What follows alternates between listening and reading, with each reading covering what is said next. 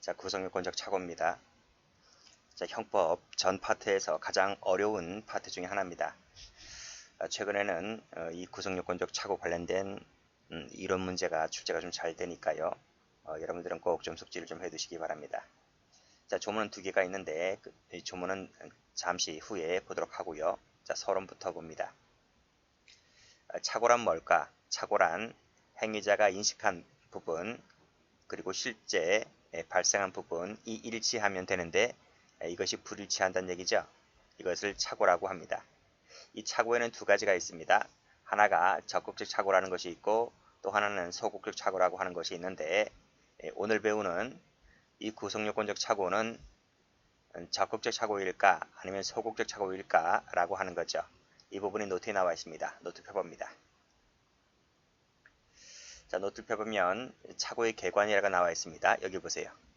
자, 제가 지금 방금 말씀드렸죠. 행위자가 인식한 부분과 실제로 발생한 부분이 불일치한다. 불일치한다. 이것을 착오라고 한다 했습니다. 여기서 실제는 존재하지 않아요. 근데 집단에는 존재한다고 생각하는 거예요. 그러면서 범죄 행위로 나아가죠. 이것을 적극적 착오다. 이렇게 얘기하고 반대로 실제로는 존재해요. 실제로는. 근데 집단에는 존재하지 않는다 하고 그리고 그 상태에서 범죄 행위로 나아가는 것이 있단 말이죠. 이렇게 이 착오에는 적극적 착오가 있고 소극적 착오가 있는데 지금 오늘 배우는 것이 이 소극적 착오잖아, 그렇죠? 이 구성요건적 착오잖아, 그렇죠? 이 구성요건적 착오는 이 소극적 착오에 속하고 위법성 한참 이따 배웁니다. 이 위법성의 착오도 소극적 착오의 범주에 들어와요.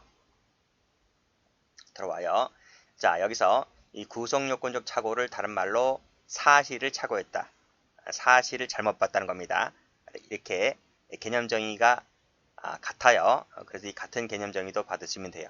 그래서 구성요건적 착오를 다른 말로 사실의 착오라고 한다. 그리고 위법성의 착오를 금지 착오라고 합니다. 같은 말입니다. 자, 이 두 가지가 가장 중요하고 어려워요. 가장 중요하고 우리 교재에서도 가장 중요하고 어려운 파트인데 이 두 가지는 소극적 착오의 범죄에 속합니다. 그리고 차차 알게 되지만 이 구성요건적 착오의 관련 법조문이 13조에서부터 14조, 15조 1항까지에 걸쳐 있어요. 해결 과정이. 그리고 위법성의 착오라고 하는 것은 16조에 나와 있어요. 거기에 해결 방안이 나와 있습니다. 자, 일단 이 두 가지가 가장 비중이 커요. 이 두 가지가 가장 어렵고 이 두 가지가 가장 시험에 그나마 착오 파트에서 제일 잘 나와요. 됐어요? 됐어요.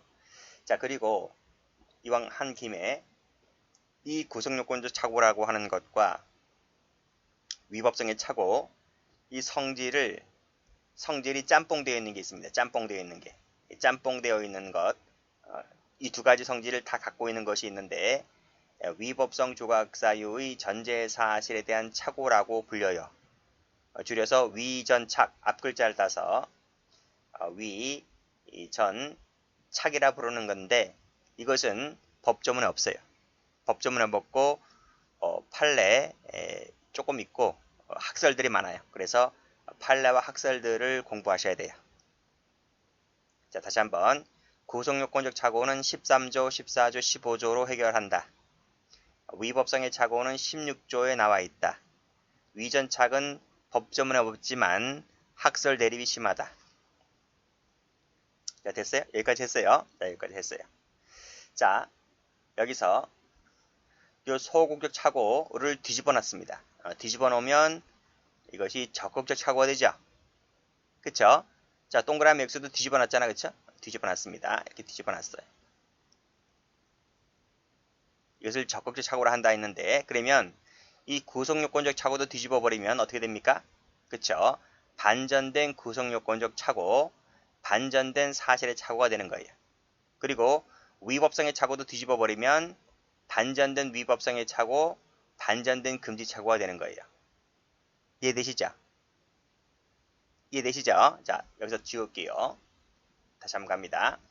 이 반전된 구성요건적 착오를 다른 말로 반전된 사실의 착오라고도 하는데 여기에 해당되는 것이 불능미수 또는 불능범이 여기에 속해요. 이 불능미수는 미수범 파트에 나와 있어요. 자, 이 불능미수와 불능범의 차이는 뭐냐면 위험성이 있느냐 그러면 불능미수가 되고요. 위험성이 없다 그러면 불능범이 돼버려요. 됐어요? 자, 불능미수는 27조에 나와 있지만 불능범은 법조문에 없어요. 두 번째, 반전된 위법성의 착오, 반전된 금지 착오를 다른 말로 환각범이라고도 해요. 일단 개념은 몰라도 돼요. 이 환각범 역시 조문에 없어요. 근데 지금 말씀드린 불능미수나 불능범이나 환각범이나 양이 얼마 안 돼요. 됐어요? 자, 그래서 다시 한번 말씀드리면 구속요건적 착오와 위법성의 착오가 양이 제일 많다. 양이 제일 많다. 근데 형법 공부를 처음 하시는 분들은 착오를 지금 이 시간 처음 배우기 때문에 여기서 아주 어려울 거예요. 이거를 공부하고 난 다음에 위법성의 착오도 만만치 않습니다. 만만치 않지만 제일 어려운 것은 오늘 배우는 구속요건 착오 시간이 제일 어려워요.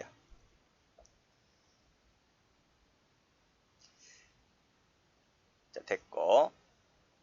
자, 이제 뭐 위법성의 착오라든지 반전된 구속요건적 착오, 반전된 위법성의 착오 이런 것은 차차 뒤에서 다 배우기 때문에 오늘은 요 구속요건 착오에 집중하시기 바랍니다. 자, 그러면 다시 한번 교재 와보세요. 자, 교재 와보시게 되면 다시 한번 2번 읽을게요. 착오에는 적극적이 있고 소극적이 있는데 소극적에는 방금 말씀드린 대로 구속요건적 착오가 있고 위법성의 착오라는 게 있다. 그것이 소극적 착오에 속한다. 그리고 적극적 착오에는 불능미수와 환각범이 여기에 속한다. 그래서 여러분들은 처음 공부하시는 분들은 막 헷갈리기 때문에 일단은 여기만 색깔칠하시면 돼요. 아하, 오늘 배우는 구속요건적 착오가 소극적 착오에 속하는구나. 이렇게 알고 계시면 돼요. 자, 착오를 개관해 봤어요. 우리 형법교재에 있는 착오를 다 끌고 왔어요. 끌고 왔는데 이것 지금 뭐 이렇게 분류해서 공부할 것도 아니고 여러분들은 우리 구속요건 지금 파트 배우고 있잖아요. 여기에서 구속요건 착오가 여기잖아, 그렇죠? 그래서 여기에 해당되는 것만 알고 계시면 돼요. 나머지 것들은 일단 이런 것들은 몰라도 돼요. 아시겠죠? 나중에 짬밥 되면 저절로 알게 되는 것이라서 일단은 무시하시고 여러분들은 구속요건적 착오에 관련된 것만 공부하시면 돼요. 그래서 구속요건 착오라고 하는 것은 자 보세요. 인식과 실제가 불일치한 것이 착오라고 했잖아요. 착오라고 했습니다. 근데 그 인식은 범죄고 실제도 범죄예요. 이 양자가 불일치한 것이 지금 배우는 구속요건적 착오다라는 거예요. 자, 그래서 그 사례를 좀 보면 뭐 이건 앞으로 배우게 되는데 자, 갑을 죽이려고 총을 빵 쐈어요. 자, 근데 을이 맞아 죽었어요. 자, 인식과 실제가 불일치하잖아요. 근데 갑을 죽이려고 했는데 을이 죽었단 말이죠. 인식도 범죄고 실제 발생한 사건도 범죄죠. 그게 바로 구속요건적 착오란 말이죠. 두 번째, 사람에 대한 상해 의사로 던진 돌이 옆에 있던 기물을 손괴했다는 거예요. 역시 인식과 실제가 불일치하잖아요. 착오란 말이죠. 근데 인식이 상해죄, 실제가 손괴죄잖아요. 둘 다 범죄잖아요. 양자가 불일치하죠. 그게 지금 배우는 구속요건적 착오라고 하는 거란 말이죠. 됐어요? 됐어요. 오늘은 이것만 확실하게 해두시면 되고 나머지는 몰라도 돼요. 그러면 이걸 왜 도표를 갖다 놨느냐? 우리 형법교재에 착오가 이런 것들이 있다라고 하는 것만 알려드리려고 도표를 해놓은 것 뿐이에요. 됐고. 자, 그러면 다음 페이지 가보세요. 자, 방금 읽었죠? 구속요건적 착오라고 하는 것은 행위자가 인식한 범죄 사실이라는 게 있고 현실적으로 발생한 범죄 사실이라고 하는 것이 있는데 즉 인식도 범죄, 발생도 범죄인데 양자가 일치하지 않는 것, 이것을 구성요건적 착오라고 한다. 그런데 방금 이 사례에서도 읽었듯이 자, 갑을 향해 빵 쌌는데 을이 맞아 죽었다. 사람에 대한 상해 의사로 던졌는데 옆에 있는 기물을 손괴했다. 라고 하는 거잖아요. 이런 것들이 다 뭐예요? 사실을 잘못 봐서 발생한 사건들이란 말이죠. 그래서 이것을 뭐라고도 부른다? 사실을 잘못 봤다. 사실을 잘못 판단했다. 사실착오라고도 이렇게 불린단 말이죠. 그 예가 방금 읽었듯이 유리창을 깨뜨릴 의사로 던졌는데 빗나가서 사람이 다쳤다. 라고 했을 때 이것도 범죄, 이것도 범죄란 말이죠. 그쵸? 이런 것을 이제 앞으로 오늘 이 시간에 배운다. 이런 말입니다. 자, 그러면 이 착오의 대상에는 어떤 게 있을까? 우리 전 시간에 고의 배웠지, 고의. 고의 배운 것과 똑같아요. 자, 그래서 자, 대상이 되는 것은 자, 이 객관적 구성요건 요소인 것은 전부 다 착오의 대상이 돼요. 그래서 우리 고의에서 배웠던 객관적 구성요건 요소 있잖아요. 이 모든 것들이 다 착오의 대상과 일치해요. 그래서 주체, 객체, 행위, 결과 이런 것들이 고의 대상이 되면서 착오 대상이 되는 거예요. 이 중에서 어느 하나를 인식 못하면 착오가 발생하게 되는 거단 말이죠. 자, 다시 여기서 앞에 법조문 가볼게요. 자, 13조 고의 법조문이잖아요. 제1성립요소인 사실을 우리 객관적 구성요건 요소라 한다 했어요. 이것을 인식하면 고의가 되는데 인식을 못하면 벌할 수 없잖아요. 그게 바로 13조 본문에 나와 있는 거잖아요. 단, 이 인식하지 못했다라고 하는 부분에 과실이 있다면 과실범으로 처벌하겠다. 지금 제가 13조 본문과 단서를 읽었는데 그게 바로 구성요건 착오의 해결 과정이란 말이죠. 해결 과정이 13조 본문과 단서에 나와 있단 말입니다. 노트 펴보세요. 노트를 펴보면 고의 파트 노트 펴보세요. 여기 그림 나와 있죠? 그림 보세요. 그림 보시면 자, 제2성립 요소인 사실을 제가 객관적 구성요건 요소라 했잖아요. 주체, 객체, 행위, 결과가 있는데 고의라는 것이 주체, 객체, 행위, 결과를 인식해야 되는데 인식을 못하면 고의범으로 처벌할 수 없지만 그 인식을 못했다라는 부분에 과실이 있다면 과실범 처벌한다 했잖아요. 이게 바로 뭐다? 13조 본문에서 단서로 넘어가는 이 과정이 착오의 해결 과정이다. 착오의 해결 과정. 아시겠죠? 그래서 착오는 구성요건적 착오는 뒤에서 착오 해결 과정 할 때 배우겠지만 대부분 이 과실범 처리한단 말입니다. 그래서 그 중에서 착오와 관련된 특히 착오와 관련된 것이 여기 객체와 여기 방법이 있을 거예요. 행위, 수단, 결과 있죠? 여기 좀 안 적어놨지만 주체, 객체, 행위, 결과, 수단, 방법 할 때 수단, 방법 나오잖아요? 수단, 방법 할 때 요 방법, 요 객체와 방법 관련해 가지고 이제 착오 관련해서 뭐 객체의 착오라든지 방법의 착오 이런 게 나온단 말입니다. 다시 오면 그래서 고의라고 하는 것은 이 주체, 객체, 행위, 결과, 인과관계 등을 다 인식을 해야 되는데 어느 하나 인식이 안 되지. 지금 제가 읽었잖아요. 이걸 인식 못하지? 그럼 착오 난단 말입니다. 착오. 그래서 고의 대상과 착오 대상은 똑같은 거예요. 자, 그래서 구성요건적, 객관적 구성요건 요소가 아닌 거 있잖아요. 아닌 거. 아닌 것은 고의 대상도 아닐 뿐더러 착오 대상도 안 되는 거예요. 자, 그래서 동기라든지 책임 능력, 처벌 조건, 소추 조건, 친족 관계 등등은 객관적 구성요건 요소가 아니라서 착오 대상도 안 된다. 그 중에서 제가 요거 밑줄 긋게요. 친족 관계에 밑줄 긋는 이유는 밑에 판례가 나와 있기 때문에 그래요. 자, 그래서 밑에 각조에도 판례 기출문제 많이 나와 있습니다. 이 3, 4, 5를 묶어보시고 한번 읽어보세요. 2번 나와 있지? 착오의 대상은 고의와 똑같다 이 말이 대상과. 자, 판례 봅니다. 자, 여기 보시면 자, 파란색으로 본가 소유물로 오인했다. 본가 세무처벌. 이게 뭐야? 그치, 친족관계있죠. 친족관계. 친족관계와 관련된 내용이죠. 이것은 고의의 인식 대상이 아니다 라고 배웠단 말입니다. 따라서 본과 소유물로 오인하였다. 실제로는 본과 것 아니다. 실제로는 본과 게 아니란 말입니다. 이것은 마지막 줄에 본권 범죄의 성립이나 처벌하는 데 있어서 하등 영향을 미치지 못한다. 본권 범죄는 성립한다 이 말이야. 다만 친족관계이기 때문에 328조 1항에 따라서 가까운 친족이라면 형 면제되겠지? 필요적 면제가 되잖아요. 그렇죠? 먼 친척이라면 친고죄가 되지만 그래서 그 부분에 관련된 부분이지 범죄는 성립했다 이 말. 성립했다. 이렇게 정리를 해두시면 돼요. 자, 됐고.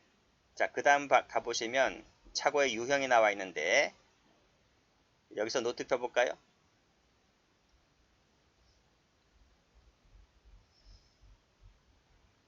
자, 노트. 개념만 읽었네? 개념 보세요. 자, A가 B를 죽이려고 칼로 푹 찔렀어요. 즉, B를 죽이려고. 이게 인식이란 말이에요. 인식. B를 죽이겠다는 살인죄의 고의를 갖고 찔렀는데 B가 죽었다. 실제도 B죠. 이건 일치하잖아요. 일치한 것은 이건 착오라고 부르질 않아요. 그치? 자, 지금 배우는 착오라고 하는 것은 나는 분명히 B를 죽이려 했어요. 그런데 찔러버렸는데 B가 아닌 C였단 말이죠. C. 나는 C를 죽일 생각이 없었어요. 근데 인상착의가 비슷해요. 그래서 뒤에서 푹 찔렀는데 알고 봤더니 B가 아닌 C인 거예요. 그래서 내가 인식한 부분과 실제 발생한 사건이 불일치할 때 이것을 지금 배우는 착오라고 한다 이 말이에요. 그 착오의 유형이 여기 나와 있어요. 여기. 자, 여기 구별 개념에서 1번, 2번, 3번이 있는데 여러분들은 이거 일단 몰라도 돼요. 제가 몰라도 된다 했어요. 그치? 그게 바로 기본서에 나와 있는 이거란 말이죠. 이 부분이야, 이 부분. 이 부분 몰라도 돼요, 일단은요.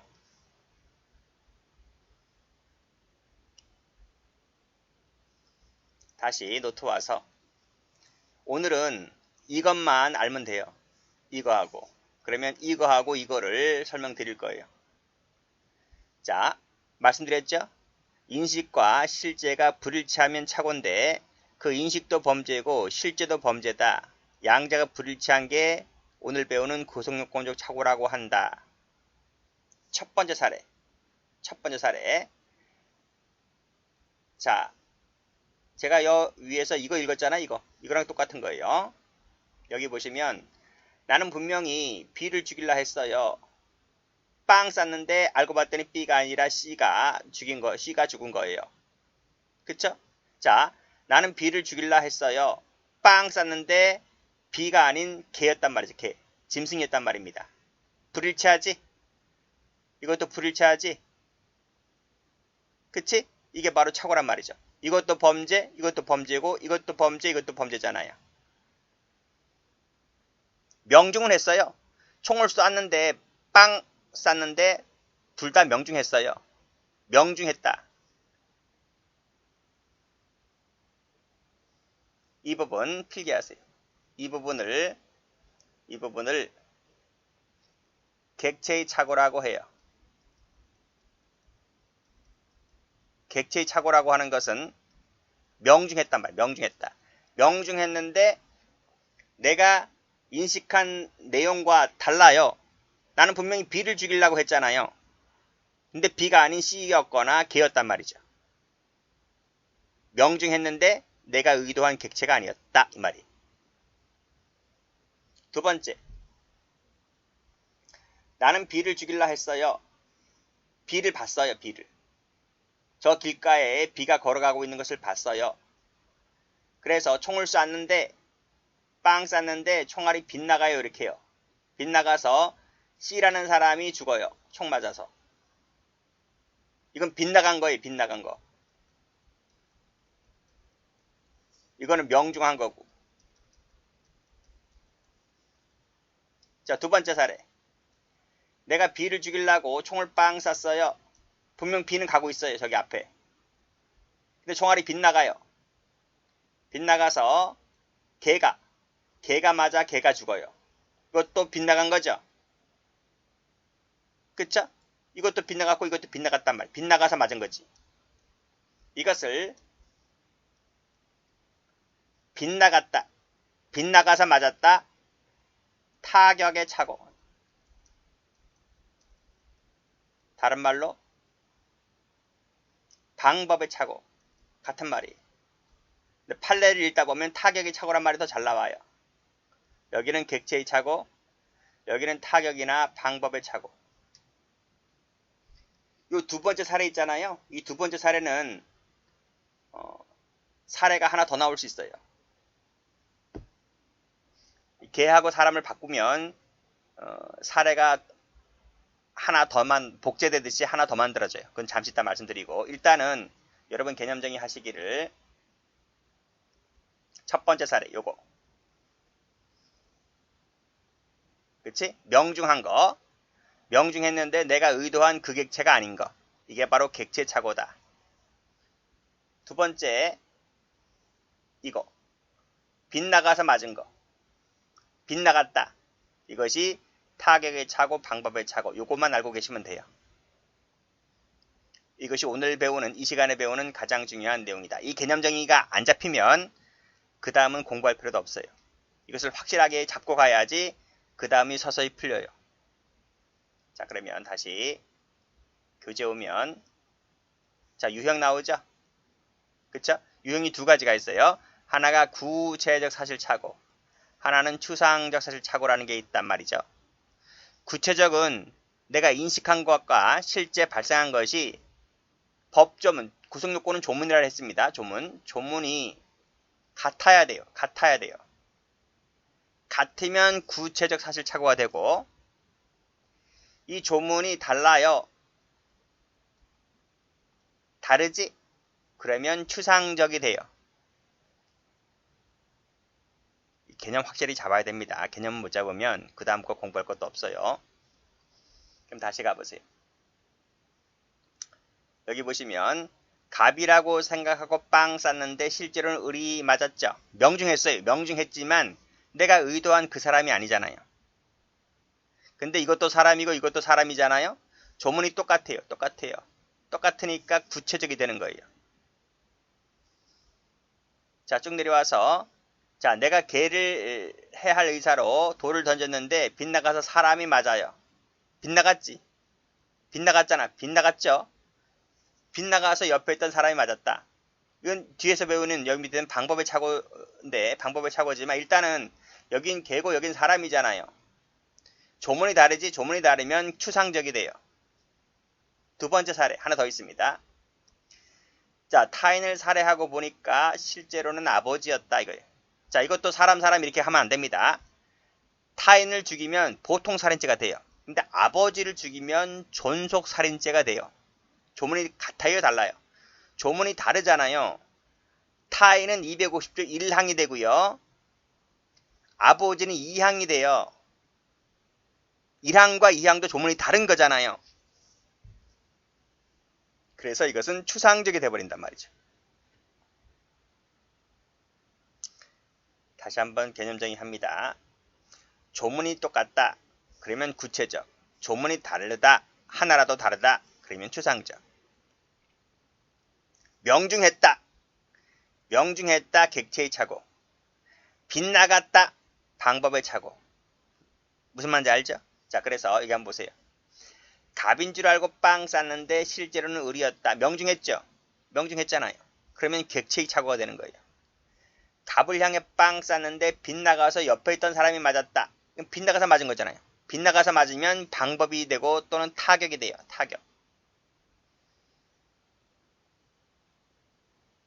됐어요? 자, 그 다음 여기 갑을 관계는 조문이 똑같으니까 구체적이 되는 거예요. 두 번째. 자, 이 추상적에도 명중한 게 있고 빗나가서 맞은 게 있어요.